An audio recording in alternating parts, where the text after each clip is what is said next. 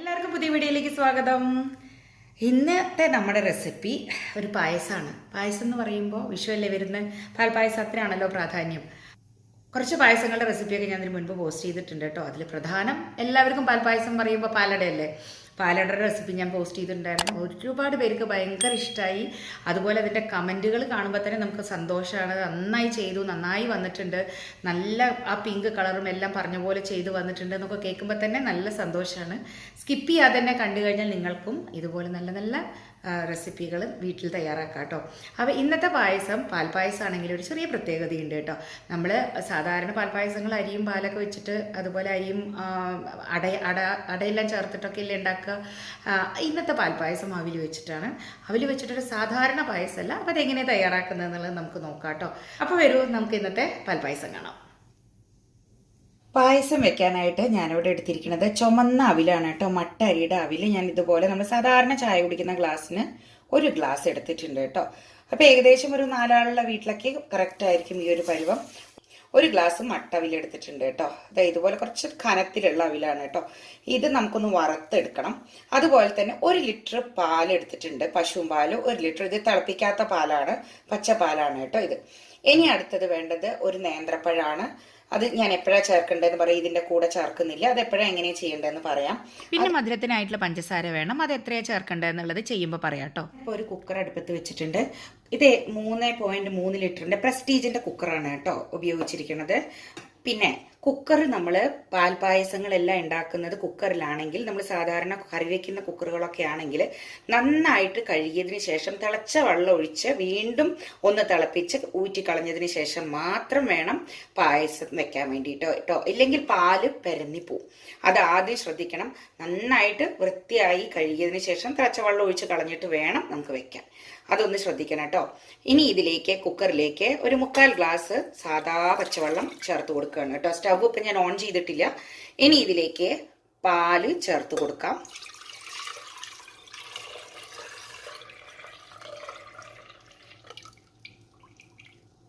ഇത് നമ്മൾ പാലടയ്ക്ക് ചെയ്ത പോലെ പാലടയുടെ കളറ് വരാൻ വേണ്ടി നമ്മൾ നന്നായിട്ട് തിളപ്പിച്ച് അടച്ച് വെച്ച് ആ ഒരു കുറുകിയ കളർ ഉണ്ടല്ലോ, നല്ല ഒരു പിങ്ക് കളറിലുള്ള പായസത്തിന്റെ ആ ഒരു കളറ്, പാലടയുടെ കളറ്, ആ ഒരു കളറ് വരാനായിട്ടാണ് ഞാൻ ഇങ്ങനെ ചെയ്യുന്നത്. ഇനി സ്റ്റൗ ഓൺ ചെയ്യാം.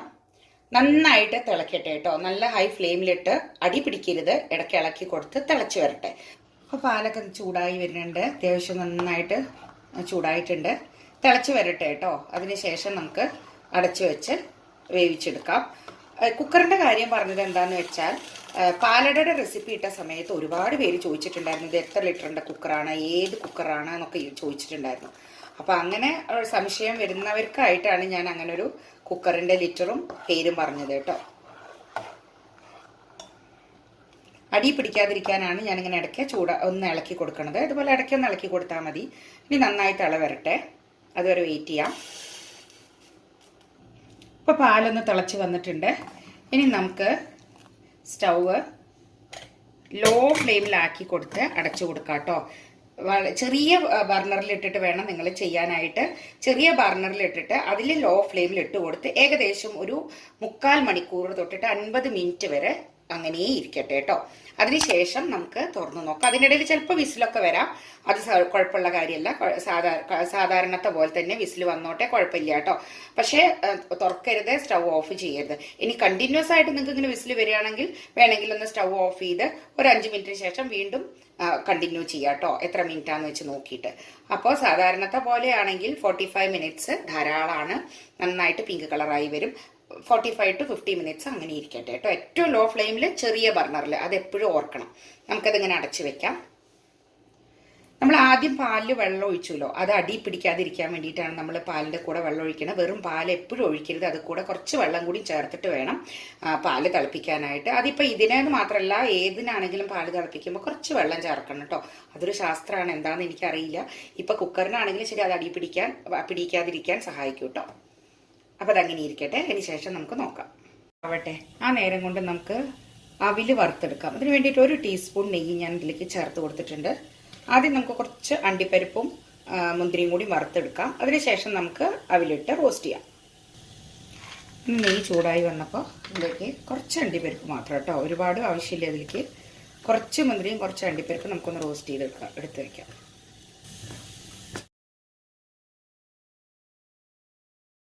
മുന്തിരിങ്ങ ആയിട്ടുണ്ട്. ഇനി നമുക്ക് കോരി മാറ്റാം.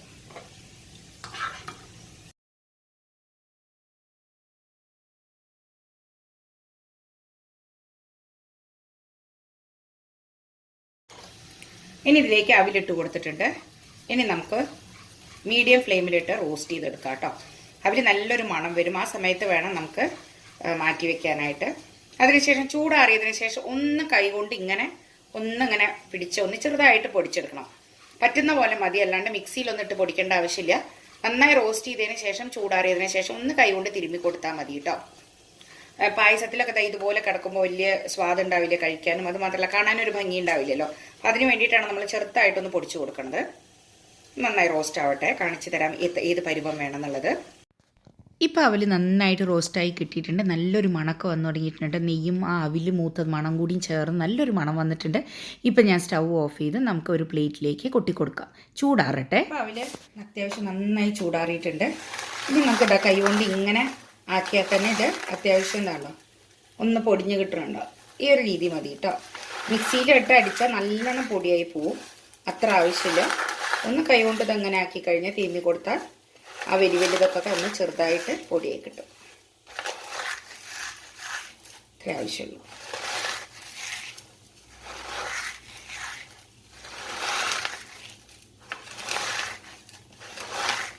ഇതിങ്ങനെ നമ്മൾ വറുത്തതുകൊണ്ടാണ് നമുക്ക് ഇതുപോലെ ചെയ്യാൻ പറ്റുന്നത്.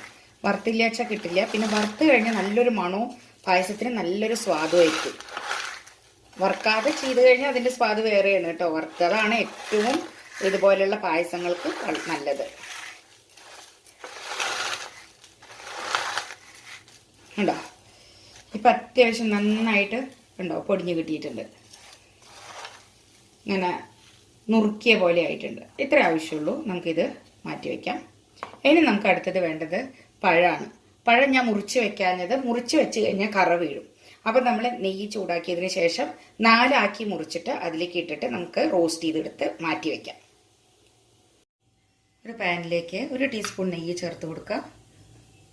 നെയ്യിൻ്റെ അളവൊക്കെ ഓരോരുത്തരുടെ ഇഷ്ടത്തിനനുസരിച്ചിട്ടാണ് കേട്ടോ. നെയ്യ് അധികം ഇഷ്ടമല്ലാത്തവർക്ക് നെയ്യ് കുറയ്ക്കാം. പക്ഷെ പായസങ്ങളൊക്കെ ആകുമ്പോൾ കുറച്ച് നെയ്യൊക്കെ ഇടുന്നതാണ് സ്വാദ്. ഇനി ഞാൻ ഇതിലേക്ക് തന്നെ പഴം അരിഞ്ഞിട്ട് കൊടുക്കുകയാണ്. 4 ആക്കി മുറിച്ചിട്ടാണ് കേട്ടോ ഇട്ട് കൊടുക്കുന്നത്. കണ്ടോ, 4 ആക്കി മുറിച്ചിട്ടുണ്ട്. എന്നിട്ട് അതങ്ങോട്ട് കട്ട് ചെയ്തിട്ട് കൊടുക്കുകയാണ്. അത്യാവശ്യം കുറച്ച് കനത്തിലിട്ട്, നല്ലോണം തിന്നാവരുത്. നമുക്ക് റോസ്റ്റ് ചെയ്തെടുക്കുമ്പോൾ അതങ്ങോട്ട് ഉടഞ്ഞു പോവും. ഈ ഒരു പരുവത്തിൽ നമുക്ക് മുറിച്ചിട്ട് കൊടുക്കാം.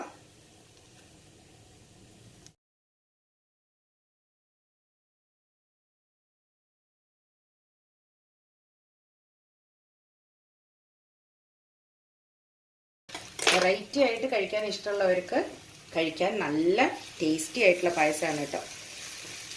എന്നും വിശേഷങ്ങൾക്ക് ഉണ്ടാക്കുന്നതല്ലേ പായസങ്ങൾ പലതും. അപ്പം ഇത്തവണത്തെ വിഷുവിന് ഒരു വെറൈറ്റി ആയിട്ടുള്ളൊരു പായസം ഇതുപോലെ തയ്യാറാക്കി നോക്കൂ. എല്ലാവർക്കും ഇഷ്ടപ്പെടുന്നത് തീർച്ചയാണ്. മീഡിയം ഫ്ലെയിമിൽ വെച്ച് കൊടുത്ത് ഒന്ന് റോസ്റ്റ് ചെയ്തെടുക്കണം. ഒന്ന് ഇളക്കി കൊടുത്തതിന് ശേഷം 1 ടീസ്പൂൺ പഞ്ചസാര ഇതിലേക്ക് ചേർത്ത് കൊടുക്കുകയാണ് കേട്ടോ. അത് ജസ്റ്റ് പഴം നല്ല മധുരമുള്ളതാണെങ്കിലും ഒന്ന് ചെറുതായിട്ട് പഞ്ചസാരയിലും കൂടി ഒന്ന് റോസ്റ്റ് ആകുമ്പോൾ നല്ലൊരു സ്വാദാണ്. അതിന് വേണ്ടിയിട്ട് 1 ടീസ്പൂൺ പഞ്ചസാര ഇതുപോലെ വെതറി കൊടുത്തിട്ടുണ്ട്. ആ ചൂടാവുമ്പോൾ പഞ്ചസാര ഒന്ന് മെൽറ്റായിട്ട് പഴത്തിൻ്റെ കൂടെ നല്ലൊരു സ്വാദായിരിക്കും കേട്ടോ. ഇളക്കിക്കൊണ്ടിരിക്കരുത് കേട്ടോ, അപ്പോൾ പെട്ടെന്ന് പഴം ഉടഞ്ഞു പോവും. അപ്പോൾ ഇടയ്ക്കൊന്നിങ്ങനെ ഇളക്കി കൊടുത്താൽ മതി, മറിച്ചിട്ട് കൊടുത്താൽ മതി. നന്നായിട്ട് ഒരു ഭാഗം ആവട്ടെ. അതിനുശേഷം നമുക്കിനി മറിച്ചിട്ട് കൊടുത്ത് റോസ്റ്റ് ചെയ്തെടുക്കാം. അല്ലെങ്കിൽ പഴം മൊത്തം കൊണ്ട് ഉടഞ്ഞു പോകും. നമുക്കങ്ങനെ ഉടഞ്ഞ് കിട്ടരുത്. ഇപ്പോൾ ഒരു ഭാഗമായി കാണും. ഇതുപോലെ ഒന്ന് മറിച്ചിട്ട് കൊടുക്കുക. അപ്പോൾ കണ്ടോ റോസ്റ്റ് ആയിട്ടുണ്ട് ആ ഭാഗം. അതുപോലെ ചെറുതായിട്ട് ഇങ്ങനെ മറിച്ചിട്ട് കൊടുത്തിട്ട് ഇളക്കിയെടുക്കാം കേട്ടോ. ഇനി അടുത്ത ഭാഗത്തേക്ക് വേണ്ടിയിട്ട് ഇങ്ങനെ ഒന്ന് പരത്തിയിടാം.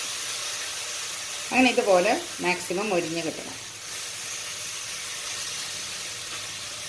മീഡിയം ടു ലോ ഫ്ലെയിമിൽ വെച്ച് കൊടുത്തിട്ട് തന്നെ ഇതൊക്കെ മൊരിച്ചെടുക്കണം കേട്ടോ. അല്ലെങ്കിൽ കരിഞ്ഞു പോവും. കരിഞ്ഞു പോരുത്, സ്വാദ് മുഴുവൻ മാറിപ്പോവും പായസത്തിൻ്റെ.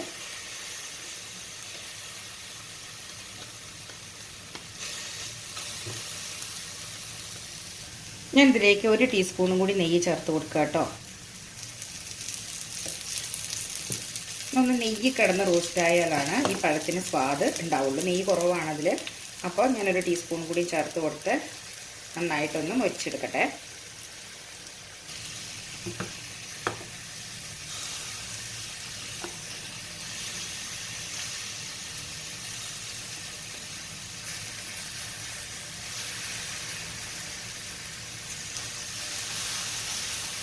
ഇപ്പോൾ അത്യാവശ്യം നന്നായി മൊരിഞ്ഞ് കിട്ടിയിട്ടുണ്ട്. ഇത്ര മതി, ഒരുവിധം എല്ലാം മൊരിഞ്ഞ് വന്നിട്ടുണ്ട്. ഇനി നമുക്ക് ഇതൊരു പ്ലേറ്റിലേക്ക് കൊട്ടി കൊടുക്കാം. അവിടെ ഇരിക്കട്ടെ. ഇനി പായസം വെക്കുമ്പോൾ ഇതൊക്കെ ചേർക്കണം എന്നുള്ളത് പറയാം കേട്ടോ. നമുക്ക് പ്ലേറ്റിലേക്ക് കൊട്ടി കൊടുത്തിട്ടുണ്ട്. ഇനി അവിടെ ഇരിക്കട്ടെ. ഏകദേശം ഒരു 50 മിനിറ്റ് കഴിഞ്ഞിട്ടുണ്ട്. അതും കഴിഞ്ഞ് അതിൻ്റെ സ്റ്റീമെല്ലാം പോയാൽ വെയിറ്റ് ചെയ്യണം കേട്ടോ. സ്റ്റീമെല്ലാം പോയിട്ടുണ്ട്. അതിന് ശേഷം നമുക്ക് കുക്കർ തുറന്ന് നോക്കാം. കണ്ടോ, കാണുമ്പോൾ ഇതൊന്നും നിങ്ങൾ പേടിക്കണ്ട കേട്ടോ. ഇത് നമുക്ക് പാല് പെരനീതാന്ന് തോന്നും, പക്ഷെ അതല്ല. പാലിലെ വെണ്ണയുണ്ടല്ലോ, അതായത് ഫുൾ ഫാറ്റ് മിൽക്കല്ലേ, അപ്പം അതിൻ്റെ നെയ്പ്പാണ് ആ സൈഡിലുള്ളത് കേട്ടോ. അപ്പം നല്ല കളർ വന്നിട്ടില്ലേ, കാണുന്നുണ്ടാവുമെന്ന് മനസ്സിലാവും. ഇല്ല, വീഡിയോയിൽ ശരിക്കും മുഴുവൻ ആ റെഡ് കളർ പോലെയുള്ളത്, അതായത് പിങ്ക് കളർ മനസ്സിലാവണില്ല. ഇനിയിപ്പോൾ നമുക്ക് അടുത്തത് എന്താ ചെയ്യണമെന്ന് നോക്കാം. ഈ സൈഡിൽ കൂടെ ഉള്ളതൊക്കെ വേണമെങ്കിൽ നിങ്ങൾക്ക് അതിലേക്ക് തന്നെ ചേർത്ത് കൊടുക്കാം. അത് വേണ്ടാന്ന് വെച്ചാൽ നിങ്ങൾക്ക് ചേർക്കണ്ട, വേറൊരു പാത്രത്തിലേക്ക് ആക്കി കൊടുക്കാം കേട്ടോ പായസം. ഞാൻ ഇപ്പോൾ എല്ലാം അതിലേക്ക് തന്നെ ചേർത്ത് കൊടുക്കുകയാണ് കേട്ടോ.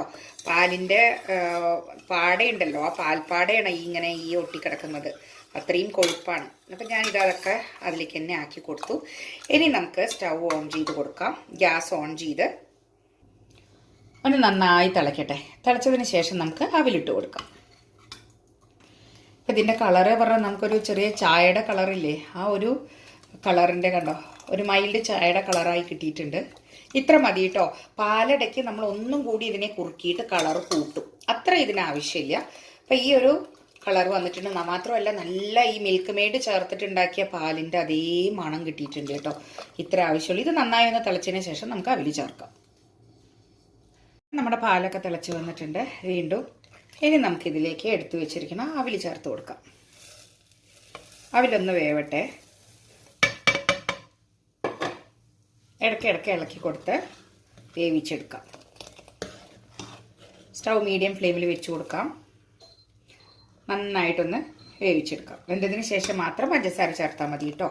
ഇങ്ങനെ നന്നായിട്ട് തിളക്കട്ടെ കേട്ടോ. തിളച്ച് നന്നായി വേവട്ടെ. ഇടയ്ക്ക് എങ്ങനെ ഒന്ന് ഇളക്കി കൊടുക്കാം, അടി പിടിക്കാതിരിക്കാനായിട്ട്.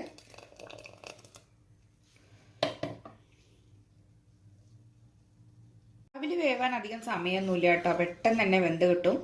അരിയോ അല്ലെങ്കിൽ അട വെച്ച് വേവിക്കുന്ന പോലെയൊന്നും നമുക്ക് സമയം ആവശ്യമില്ല, പെട്ടെന്ന് വെന്ത് കിട്ടും കേട്ടോ. അവിലൊക്കെ നന്നായി വെന്തിട്ടുണ്ട്. ഏകദേശം ഒരു 3-4 മിനിറ്റ് മീഡിയം ഫ്ലെയിമിലിട്ട് തിളപ്പിച്ചപ്പോഴേക്കും അവിലൊക്കെ വെന്ത് നന്നായിട്ട് കുറുകി വന്നിട്ടുണ്ട് കേട്ടോ. കാരണം ഒന്ന് ചെറുതായി പൊടിച്ചതല്ലേ, അപ്പോൾ പൊടികളൊക്കെ നന്നായിട്ട് ഇതിൽ യോജിച്ച് കുറുകി വന്നിട്ടുണ്ട്. ഇനി ഈ സമയത്ത് നമുക്ക് പഞ്ചസാര ചേർത്ത് കൊടുക്കാം. ഞാൻ എത്രയാണോ അവിലെടുത്തിരിക്കണത്, ഏത് ഗ്ലാസ്സിലാണോ അവിലെടുത്തിരിക്കണത്, അതേ ഗ്ലാസ്സിൽ തന്നെ ആദ്യം ഒരു 3/4 ഗ്ലാസ് നമുക്ക് ചേർത്ത് കൊടുക്കാം. വേണ്ടി വരികയാണെങ്കിൽ നമുക്ക് ബാക്കി ചേർത്ത് കൊടുക്കാം. നോക്കിയിട്ട് ചേർക്കാം കേട്ടോ. ഞാനൊരു മീഡിയം മധുരത്തിലാണ് തയ്യാറാക്കുന്നത്.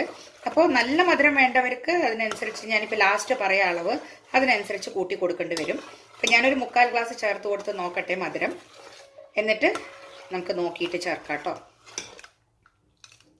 ഇളക്കി കൊടുത്തുകൊണ്ടിരിക്കുക. നന്നായിട്ട് അതിലേക്ക് യോജിച്ച് നന്നായി തിളച്ച് വരട്ടെ. അപ്പോൾ അവിലൊക്കെ നന്നായിട്ട് മധുരം പിടിക്കട്ടെ കേട്ടോ. ഏകദേശം ഒരു 5 മിനിറ്റ് നേരം നമുക്കിങ്ങനെ ഇടയ്ക്കിടയ്ക്ക് ഇളക്കി കൊടുത്ത് പഞ്ചസാര നന്നായിട്ട് അലിയിച്ചെടുക്കാം.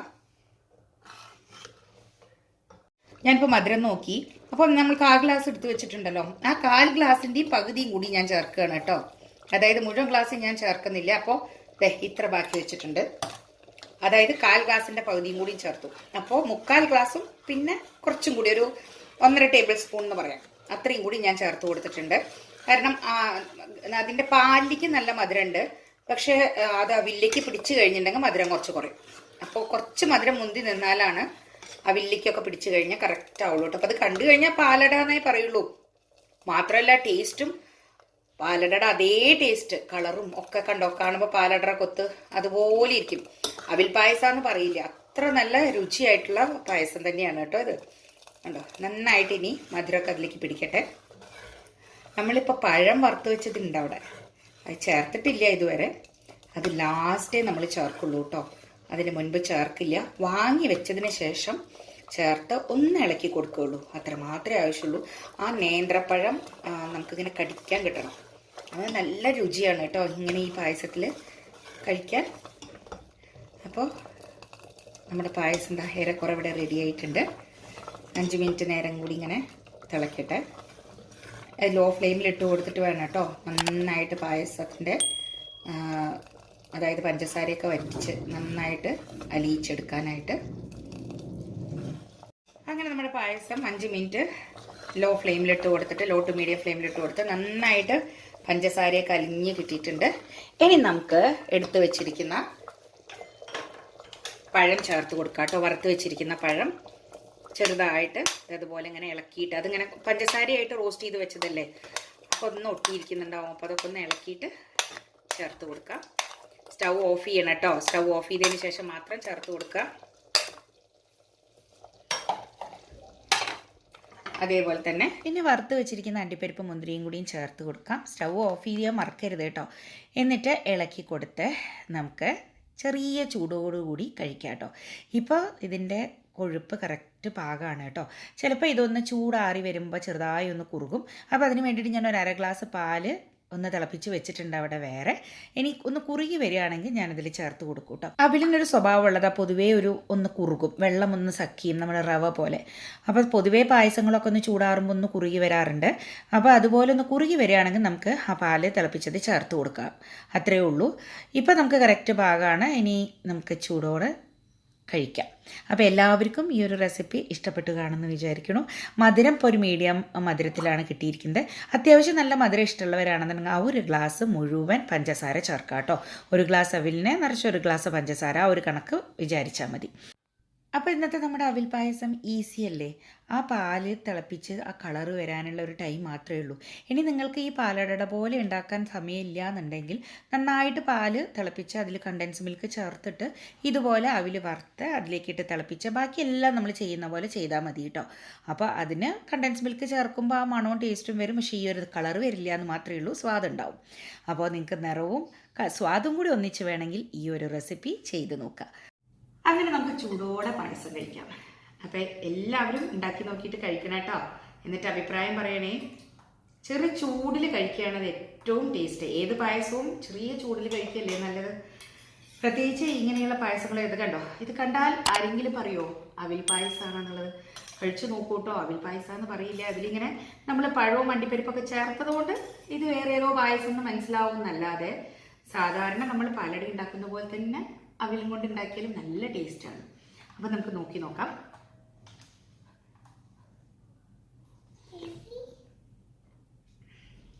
സൂപ്പർ ടേസ്റ്റാണ് കേട്ടോ.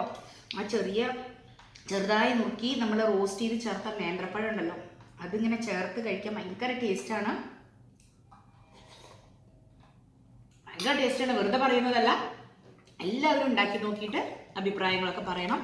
ഇഷ്ടപ്പെട്ടാൽ ലൈക്ക് ചെയ്യുക, ഫ്രണ്ട്സിനും ഫാമിലിക്കും ഷെയർ ചെയ്ത് കൊടുക്കണം കേട്ടോ. മാത്രമല്ല സബ്സ്ക്രൈബ് ചെയ്ത് ആരെങ്കിലും ഈ ചാനൽ കാണുന്നത് ഇപ്പം തന്നെ സബ്സ്ക്രൈബ് ബട്ടൺ ഒന്ന് പ്രസ് ചെയ്യുക. തൊട്ടടുത്തുള്ള ബെൽ ബട്ടൺ കൂടി ക്ലിക്ക് ചെയ്തിട്ട് ഓൾ എന്നുള്ള ഓപ്ഷൻ ക്ലിക്ക് ചെയ്യാൻ മറക്കരുത് കേട്ടോ. എന്നാലേ ഞാനിടുന്ന റെസിപ്പികളിലേക്ക് നോട്ടിഫിക്കേഷൻ അപ്പം തന്നെ വരുള്ളൂ. അപ്പം എല്ലാവർക്കും നല്ലൊരു വിഷയം ആവട്ടെ എന്ന് ആശംസിക്കുന്നു. വേറൊരു ഈസിയും ടേസ്റ്റി ആയിട്ടുള്ള റെസിപ്പിയായി കാണാം. Thank you.